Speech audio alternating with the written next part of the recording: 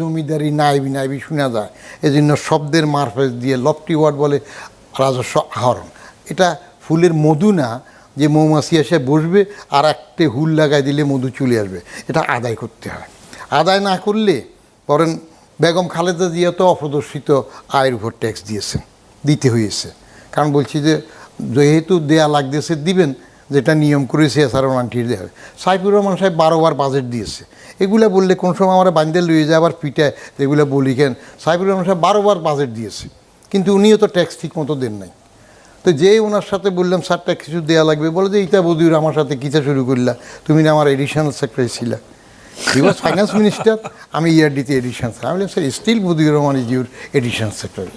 আপনি 12 বার বাজেট দিয়েছেন, নিজে চার্টার্ড অ্যাকাউন্টেন্ট, আপনার চার্টার্ড অ্যাকাউন্টেন্ট সাহেবরা যোগ বিয়োগে ভুল করছে, আমি ছোট্ট পাটিগণিতে করছি, পাওনা হইলাম, আপনি দিয়ে দেন, আশা লাগবে না দেব।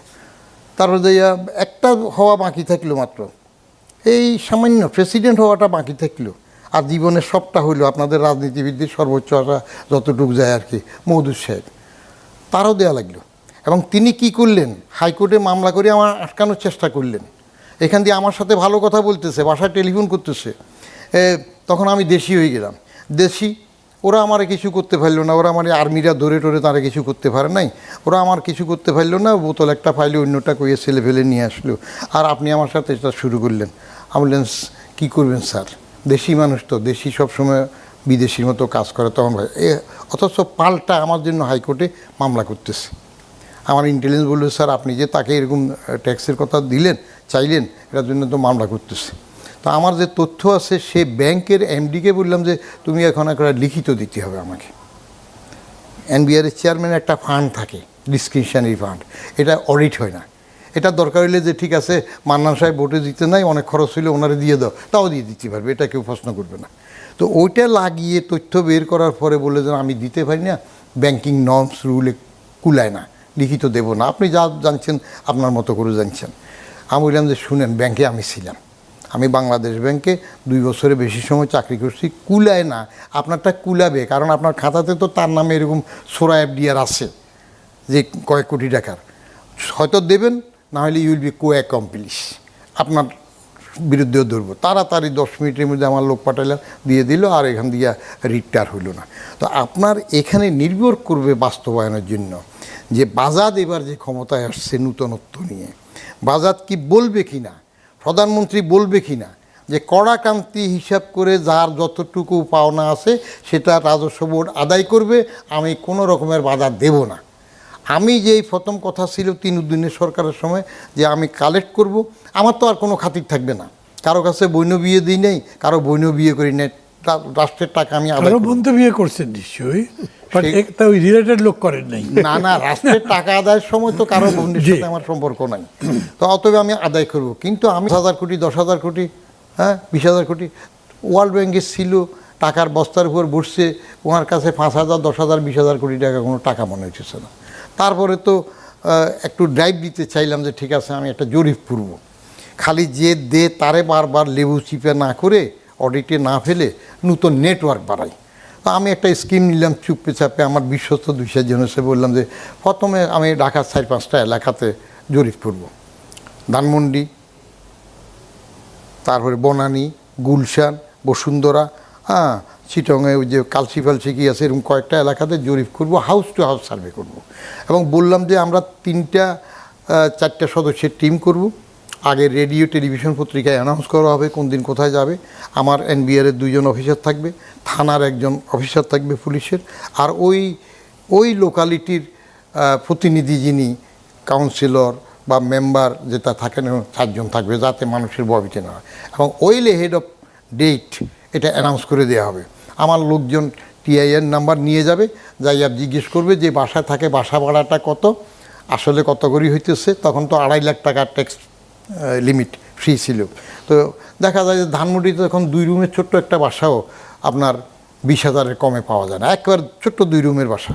কারণ আমি ধানমন্ডিতে সরকারি বাসায় রাজকীয়ভাবে ধানমন্ডিতে ছিলাম, লেফট রাইট করে ইয়েতে হাঁটতাম, লেকে হাঁটতে পারতাম, শেখ হাসিনার অ্যারেস্ট দেখতে পারতাম সেই সময়। কিন্তু আমি পরে ধানমন্ডি আর থাকতে পারি না, ভাড়ায় কুলায় না যেটা পাই।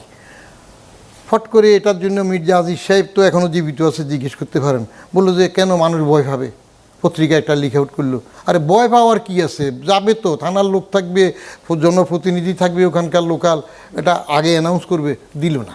তো এইটা দিবেন কি না, আপনি চান কি না, আপনি ইআরডি রাখবেন না আইআরডি স্ট্রং করবেন, যত আপনি বুঝতে পেরেছি, বুঝে ফেলছেন। বুঝতে পেরেছি। আমি আসবো আপনার কাছে। আবু আলম কি বলেন, উনি যেটা বললেন এরকম হবে না, ইমপ্লিমেন্টেশন তো ইজ এ গ্রেট প্রবলেম। এবং যেসব উদাহরণ উনি দিলেন, নামটাম উল্লেখ করে দিয়েছেন, শুধু তো রাজনীতিবিদরা না, রাজনীতিবিদের নামটা এই জন্য আসে যে তারা দেশ পরিচালনা করেন।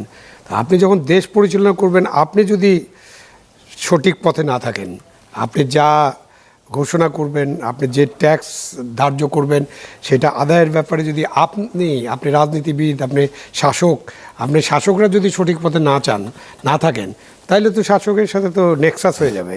তো এই আমাদের দেশের নেক্সাসটা হলো শাসক, মানে দল যে ক্ষমতায় আছে সেই দল শাসক, তাদের সাথে বিরোধী দলও পার্টনার, তাদের পার্টনার হচ্ছে আমাদের ব্যবসায়ীরা। তারা আমাকে গালিগালাজ করতে পারেন, কোনো অসুবিধা নেই, কারণ ওনারা তো ওই পার্টনার না হলে তো ওনাদের ট্যাক্স ফাঁকি দেওয়া হবে না, কোটি কোটি টাকা ইনকাম হবে না, এই লেভিশ জীবনযাপন হবে না। একটা বাড়ি আছে 10টা বাড়ি হবে না, একটা গাড়ি আছে টয়টা গাড়ি, ওটা চড়বে না, চড়বে হামার টামারে অথবা মার্সিডিজ বেঞ্জে। এবং এর সাথে যুক্ত হবে আমার গণকর্মচারী যারা আছেন, গণকর্মচারীদের নেক্সাস থাকতে হবে। কেন গণকর্মচারী জানে কোথায় তার টাকা আছে, কোথায় সে ফাঁকি দিচ্ছে, এবং সেই ফাঁকি দেওয়ার কিয়দংশ। আমি এটা আরও স্পষ্ট করে বলি যে পরিমাণ দুর্নীতি হয় দেশে, তার কিয়দংশের সাথে গণকর্মচারীরা জড়িত। যদি এটা নিয়ে একটা গবেষণা হওয়া দরকার। স্যার যদি গবেষণা করতে চান, আমাকে যদি সাথে রাখেন, আমিও বা আরও কারা যদি করতে চান, আমরা করে দেখতে পারি যে এই যে কাস্টমস ডিউটি ফাঁকি হয়, ট্যাক্স ফাঁকি হয়, যাই ফাঁকি হয়, এটার 100 টাকা ফাঁকি হইলে সরকারি কর্মচারী, গণকর্মচারী সবাই মিলে টিলে হয়তো 10-20 টাকা ভাগ পায়, বাকি টাকা রাজনীতিবিদরা, ব্যবসায়ীরা পায়। এইটা হলো একটা নেটওয়ার্ক। এখন আপনি এত বড় আন্দোলনের পরে যে দুর্নীতির কথা বলা হয়েছে, ব্যাংক লুটের কথা বলা হয়েছে, সুশাসনের কথা বলা হয়েছে, তো এই আন্দোলনের পরে যে 18 মাসের শাসন কেমন গেছে ওটা নিয়ে আলোচনা করার কোনো সুযোগ নেই। দ্যাট ওয়াজ মানে ওটা কি বলবো, ওটা এমন একটা শাসন ছিল, ওইটার মতো কুশাসন বোধহয় 55 বছরে বাংলাদেশে আসে নাই। সবচেয়ে বড় কুশাসন ছিল, একেবারে দানবের শাসন বলতে পারেন, মবের শাসন বলতে পারেন ছিল। বাট এখন একটা নির্বাচনের মধ্য দিয়ে একটা সরকার আসছে।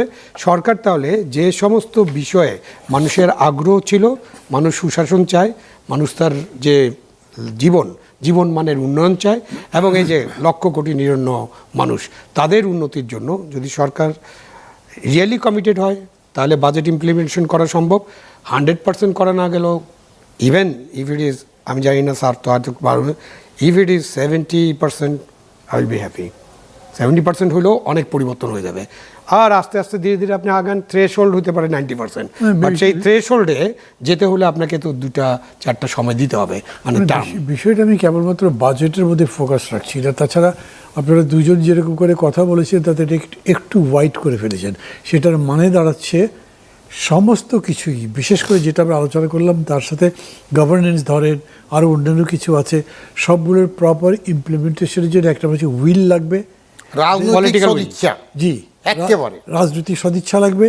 দ্বিতীয়ত হচ্ছে সেটা বাস্তবায়নের জন্য সেই ধরনের প্রশাসন লাগবে, সেই ধরনের আইন কানুন বিধান যা লাগবে। তা আমি প্রাসঙ্গিকভাবে বলি, ধরেন অন্তর্বর্তী সরকার যখন ছিল তখন অনেকগুলো কমিশনের মধ্যে একটা তো জনপ্রশাসনের উপরে একটা কমিশন হয়েছিল, একটা রিপোর্টও দিয়েছিল, এবং রাজনৈতিক দলগুলোর প্রায় বেশিরভাগ প্রস্তাবনার সাথে একমত ছিল।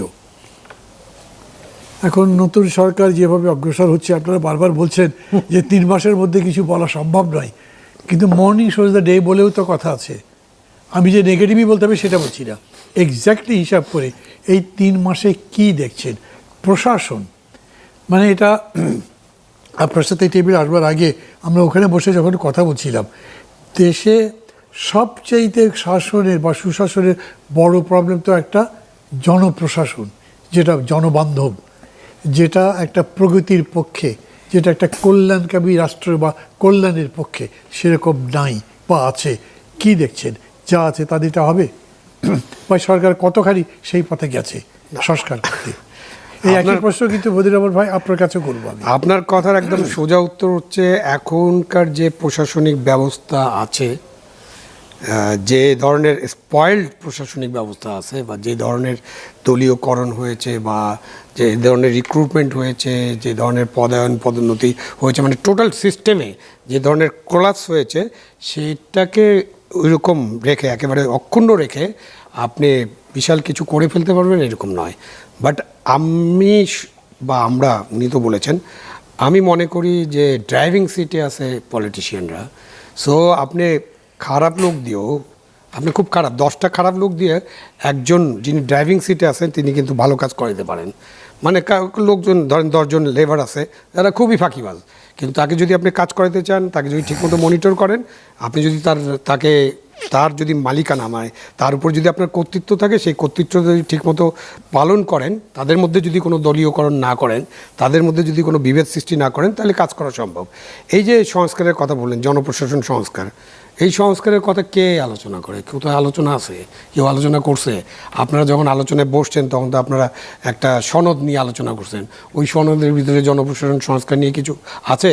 এবং এই জনপ্রশাসন সংস্কার একটা মিটিং হয়েছিল আমার মনে আছে, আমাদের খুবই একজন বরেণ্য সিভিল সার্ভেন্ট, খুবই নাম করা, এবং উনি 2001 সালেও সম্ভবত উপদেষ্টা ছিলেন, উনি এই জনপ্রশাসন সংস্কার কমিশনের চেয়ারম্যান ছিলেন। উনার পাশে এটিএম শামসুল হক না স্যার মহিত চৌধুরী স্যার, ওর নাম এটিএম শামসুল হক একটা করে গেছে, সেটা অনেক আগে। আমি বলছি যে এই অন্তর্বর্তীকালীন সরকারের মহিত চৌধুরী এটা চেয়ারম্যান ছিলেন এই পিরিয়ডে ইনুস সাহেবের, এই সংস্কারের কথা, ইনুস সাহেবের যে সংস্কার, মহিত চৌধুরী সাহেব ছিলেন। ওই একটা মিটিং, একটা ভিডিও ক্লিপস ভাইরাল হয়ে গেছিলো। সেই মিটিংয়ের মধ্যে ওনার পাশে উনি বসিয়ে রেখেছিলেন একজন ছাত্রকে, যে তখন পর্যন্ত অনার্স ডিগ্রি অর্জন করেনি এবং তার তো কোনো পরীক্ষা দেওয়ার তখন পর্যন্ত যোগ্যতা হয়নি। আদৌ উনি কখনো পরীক্ষা দিবেন কি না, বা তাকে খুঁজে বের করা যাবে কি না, পরীক্ষা দিলে তিনি কোন ধরনের চাকরি পাবেন সেটাও জানি না। বাট তিনি যেভাবে কথাবার্তা বলছিলেন, ওই দিনই তো এই সংস্কার কমিশনের 12টা বেজে গেছে। ওই সংস্কার কমিশন নিয়ে তার কেউ কোনো কথা বলে নেই। আপনার আরেকটা সংস্কার কমিশন আছে, পুলিশ সংস্কার কমিশন, এইটার ব্যাপারেও তো স্পিকটি নট, এই ব্যাপারে আলোচনাই হয়নি, আলোচনা করাই যায়নি, আলোচনা করাই গেল না। তো আমি যে একটু আগে বললাম যে দেশে যদি সুশাসন করতে হয়, তাহলে প্রধান দায়িত্ব হচ্ছে রাজনৈতিক দল যিনি ক্ষমতায় আছেন এবং অন্য দল, তাদেরকে সহযোগিতা করতে হবে। তো রাজনৈতিক দলের রাজনৈতিক সদিচ্ছা না থাকলে আপনার এই গণকর্মচারীদের দিয়ে কোনো কিছু ইমপ্লিমেন্ট করা যাবে না। এবং গণকর্মচারীদের জন্য যে সংস্কারগুলো প্রয়োজন, সেই সংস্কারগুলো তখনই আপনি করতে পারবেন যখন আপনার কমিটমেন্ট থাকবে। এবং রাজনৈতিক দলের কমিটমেন্ট ছিল না বলেই তো দেশে ভালো নির্বাচন হয়নি। সুশাসনের কথা যদি আমরা আলোচনা করি, তাহলে এটার দায়িত্ব হচ্ছে, প্রধানতম দায়িত্ব হচ্ছে রাজনৈতিক দলের রাজনৈতিক সদিচ্ছা। রাজনৈতিক সদিচ্ছা তো আর সদিচ্ছাও এমনি এমনি হয়ে যাবে এরকম মনে করার কোনো কারণ নেই। সেই রাজনৈতিক দলটা কিভাবে গড়ে উঠেছে, তারা কিভাবে চিন্তা করে, এবং তাদের যে একেবারে উচ্চ পর্যায় থেকে মাথা থেকে তৃণমূল পর্যায়ের পর্যন্ত তাদের যে কর্মী বাহিনী আছে, তাদের মধ্যে তারা সেটা, তাদের যে আদর্শ, উদ্দেশ্য, লক্ষ্য, মানে জনকল্যাণ, এখানে আমি অন্য কোনো আদর্শের কথা বলছি না, জনকল্যাণ, জনসেবা, রাষ্ট্রের উন্নয়ন, মানুষের জীবনমানের উন্নয়ন, এসব কি তারা বোঝে কিনা এবং তাদেরকে বোঝানো হয়েছে কিনা। গণকর্মচারীদের ঠিকভাবে মনিটরিং করবে এবং গণকর্মচারীদের কাজে লাগাবে, তখন কিন্তু এসব ইমপ্লিমেন্ট করা সম্ভব। সো এটা একটা অনেক বড় কাজ, কঠিন কাজ, অনেক দায়িত্বপূর্ণ কাজ, বিশাল চ্যালেঞ্জ। এই চ্যালেঞ্জটা আমরা গত 55 বছরে কোনো রাজনৈতিক দলকে নিতে দেখিনি। যেটা দেখেছি সেটা হলো রাজনৈতিক দল তাদের নিজস্ব কর্মী বাহিনী সৃষ্টি করছে, মানে দলীয় কর্মী বাহিনীর মতো। এ হলো এই মার্কা, যে কি ব্লাড টেস্ট করে, এ বি যে বিভিন্ন ধরনের আবার তাদের ফ্যামিলি যাচাই বাছাই করে, আবার তার সাথে গোয়েন্দা বাহিনীর লোকজন, তারাও কিন্তু গণকর্মচারী, তাদেরকেও এই কাজে ব্যবহার করা হয়। এইসব করে টোরে এই গণকর্মচারীদের মধ্যে বিশাল বিভেদ সৃষ্টি করা হয়ে গেছে অলরেডি। গণকর্মচারীদের যে মান, সেই মান বজায় রাখা সম্ভব হয়নি। এই বিভেদ সৃষ্টি এবং দলীয়করণের জন্য, আত্মীয়করণের জন্য এই মানটা অনেক নিচে চলে গেছে। তো এখানে অনেক কিছু করা আছে, একেবারে এটা নিয়ে অনেক কাজ করতে হবে। এর মানে এই নয় যে আপনি সব গণকর্মচারীদের বাসা পাঠিয়ে দেন। এর মানে হচ্ছে আপনি রাজনৈতিক কর্মীদের যেভাবে উজ্জীবিত করবেন, তাদেরকে ট্রেন করবেন আপনার লক্ষ্য উদ্দেশ্য বাস্তবায়নের জন্য, জনকল্যাণের জন্য, তেমনিভাবে সংবিধান বলছে যে সকল সময় জনগণের সেবা করা হলো গণকর্মচারীর দায়িত্ব। গণকর্মচারীদের আর কোনো দায়িত্ব না, সংবিধান অনুযায়ী, আইন অনুযায়ী কাজ করার দায়িত্ব। যে উনি বললেন আমার কাজই তো একটা, আমি এখানে বাজার করতে আসি নাই বা আলি করতে আসি নাই বা যা করতে আসি নাই, আমি এখানে আসছি সংবিধান অনুযায়ী, আইন অনুযায়ী আমাকে যে দায়িত্ব দেওয়া হবে সেই দায়িত্বটা যাতে পালন করতে পারি। সেখানে আপনি আমাকে বাধাগ্রস্ত করবেন না, আমার উপরে নিবর্তন করবেন না, নির্যাতন করবেন না। হ্যাঁ, বদলি করতে পারেন, করলে তো ওই যে বদলি করবেন, নিবর্তন করবেন, নির্যাতন করবেন, খামাকা পিছনে গোয়েন্দা লাগাই দিবেন, এইটা চলছে এতদিন। তো এখান থেকে যাতে আমরা বেরিয়ে আসতে পারি সেটা একটা কামনা থাকতে পারে আমাদের। জি, জনাব বদিউর রহমান, এই প্রশ্নে আমি আপনার কাছে যাবো, তার আগে একটা কথা বলি। আমার মনে আছে আপনি একবার মন্তব্য করেছিলেন, যেহেতু আপনি এনবিআর চেয়ারম্যান ছিলেন, বলেছেন এনবিআর চেয়ারম্যান চাইলে বাঘের দুধেরও ব্যবস্থা হয়। মানে কথার সাথে একটু মিল আছে। এনবিআর চেয়ারম্যানরা তো মানে they can create heaven, they can create hell also. আপনি তো না হেভেনে গেছেন, হেলে আছেন যে তা না, বোধহয় মেন্টালি আপনি ভালো আছেন। এবারে ডিফারেন্ট মানে অন্যান্য সব কিছু চাইতে। এখন কি দেখছেন এটা?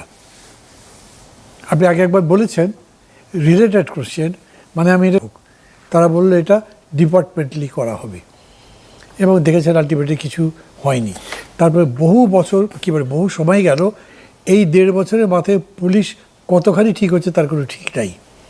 জনপ্রশাসনের উপর আপনার লেখাও আছে, সম্ভবত বই আছে কিনা তা আমি জানি না, কথা তো বলছেনই। মানে যেরকম করে উনি বললেন, এইটা আমার দর্শকদের জন্যে কতখানি বোধগম্য হবে, বিকজ তারা তো এটার ডিটেইলসের যে জটিলতা তা বোঝে না। রাজনৈতিক ইনফ্লুয়েন্স কীরকম করে একজন খুবই ব্রিলিয়েন্ট অফিসারকে শেষ পর্যন্ত বিড়ালের মতো মিই করতে বাধ্য করে সেটা বোঝে না। এখান থেকে বেরিয়ে আসার পথ মিলে বক্তব্যটা দেবেন। করলাম কিন্তু একসাথে করলাম। জি, ধন্যবাদ। প্রথমে আপনি জনপ্রশাসন নিয়ে যদি বলতে যান, সংস্কারের প্রশ্ন আসলে সংস্কার তো কম হয় না। আপনার 21বিংশ শতাব্দীর জনপ্রশাসন, এই ক্যাপশনে মারা গেছে এটিএম শামসুল হক সাহেবের নেতৃত্বে একটা বিরাট, আমার কাছে সে রিপোর্টগুলো এখনও আছে। তো কিচ্ছু তো হয় না। রাজনৈতিক সরকারকে আমি বলি, এরা লফটি হাই সাউন্ডিং ওয়ার্ডস দিয়ে ভিন্নভাবে বলে পলিটিক্যাল মাস্টার্স এবং ব্যুরোক্রেট সার্ভেন্ট। আপনি যতই বলেন সে মিলমিল হবে না। মাস্টার পলিটিক্যাল মাস্টারই থাকবে, যেটা আবু আলম বলল যে ড্রাইভিং সিটে পলিটিক্যাল মাস্টার্স যদি আদারওয়াইজ ডিজায়ার করে, ব্যুরোক্রেট সার্ভেন্ট সেটা তেন উঠতে পারে না। মনে করেন আমি কংক্রিটাইজ করি, আপনি রিক্রুটমেন্ট, আপনি বেবি টিকিটসের চাক্কার মধ্যে যদি জেটের ইঞ্জিন লাগান তাহলে কত ঘুরবে? ওটা অনেকবার ঘুরিয়ে আসতেও তো ট্রাকের একবার সমান আসতে পারবে না, ব্যাপার আছে। রিক্রুটমেন্টের মধ্যে যদি আপনি ওগায়রা করেন, যেমন প্রেসিডেন্ট জিয়া, আমি বলি প্রেসিডেন্ট জিয়ার প্রশাসন, অ্যাডমিনিস্ট্রেশন, সেই সময় মেরিটোক্রেসি যে দাম, সেটা ওই লেট এলোন, সেটা হইলো ওনার ফাল্টা বঙ্গবন্ধু হত্যা, মার্শাল ল, ওইসবগুলোতে তার ভূমিকা টুমিকার সংসার, সেগুলো আলাদা। কেমন? তারপরে কালুরঘাট থেকে ওনার যে স্বাধীনতার ঘোষণা বঙ্গবন্ধুর পক্ষে, এখন তো বঙ্গবন্ধুর পক্ষেরটা বাদ দিয়ে বলে, হ্যাঁ, এগুলো আলাদা। কিন্তু প্রশাসক হিসাবে এই 55 বছরের বাংলাদেশের ইতিহাসে he is still topping the list, কারণ তিনি মেরিটোক্রেসি ওই সময় প্রতিষ্ঠা করেছেন। আমার মনে আছে, কংক্রিটাইজ করি, দর্শকরাও জানুক, উনি বাংলাদেশ ব্যাংকের 80 জন অফিসার নেবেন। নাজির আহমদ সাহেব তখন গভর্নর, বললেন যে এই পরীক্ষাটাও পাবলিক সার্ভিস কমিশনের মাধ্যমে নিতে হবে, অথচ বাংলাদেশ ব্যাংকের নিজের রিক্রুটমেন্ট থাকতো। উনি পিএসসির মাধ্যমে নিলেন এবং সেইখানে যে বাছাই হলো, তো তাহলে তিনি মেরিটকে আফল করেছেন, সেই বেস একটা জেনুইন বেস। আবার সিভিল সার্ভিসে দেখেন, উনি প্রফেসর শামসুল হক সাহেবকে দিয়ে একটা সিলেবাস করাইলেন এবং সেটা সুপিরিয়র পোস্ট এক্সাম 1976 দিয়ে শুরু হইল। 1300 নম্বরের রিটেন, 200 নম্বরের ভাইবা, 100 নম্বর সাইকোলজিক্যাল টেস্ট, এই হইল 1600। এরপরে আবার 6 মাস ফাউন্ডেশন ট্রেনিংয়ের পরে আবার পিএসসির মাধ্যমে আবার 300 নম্বরের পরীক্ষা, আর ডরমিটরি তখন কোটা ছিল, হ্যাঁ, ওদের আবার 300 নম্বর, 2200 নম্বরের ভিতরে মেরিট করলো। এতে দেখা গেল কি 50% ছিল আবার পাস মার্ক, যে যা পদ অ্যাডভার্টাইজ করে সেই 50%ও রিটেনে কোয়ালিফাই হয় না। কেন করে না? কারণ হইল একটা ইংরেজি রচনা 3 ঘন্টা লিখতে হইতো, 100 মার্কস, 100 মার্কস, 3 ঘন্টা ইংরেজি রচনা। একটা বাংলা রচনা 3 ঘন্টা, এখন 3 ঘন্টা ইংরেজি রচনা লিখতে যাইয়া দেখা যায় যে গরুর রচনা গরুরে নদীতে নামায়, খালে নামায়, সাগরে নিয়ে 3 ঘন্টা তো শেষ হয় না। ওইখানে উল্টে হয়ে যায়। তাহলে সেটা বাদ দিল কেন? 2টা ব্যাচ 50% পাস মার্ক এবং এই সিলেবাসে হইল। তারপরের ব্যাচে যখন লোক কম পায় তখন ফার্স্ট মার্ক 45% করলো। এরপরে এটা উঠেই দিল, উঠাই দিয়ে 1000-এ চলে আসলো, 3 ঘন্টা রচনা নাই, মেরিট ফল করেছে। অথচ সশস্ত্র বাহিনীর সেখানে তাদের এলিটিসিজম রিক্রুটমেন্টে মোরলেস তারা এখনও স্ট্যান্ডার্ড ধরে রাখতেছে। তাহলে এই ষড়যন্ত্র কাদের ছিল? এখন কি তারেক সাহেব সেই সিলেবাসে আসবেন, বাপের সেই মেরিটোরিয়াসি দিবেন? নাম্বার 1 আসেন। তারপরে একটা চেষ্টা হইল মেরিট, একবার প্রথম পরীক্ষায় কে আসলো, তারপরে শেষ সেকেন্ডারি পর্যন্ত ওই সিনিয়রিটি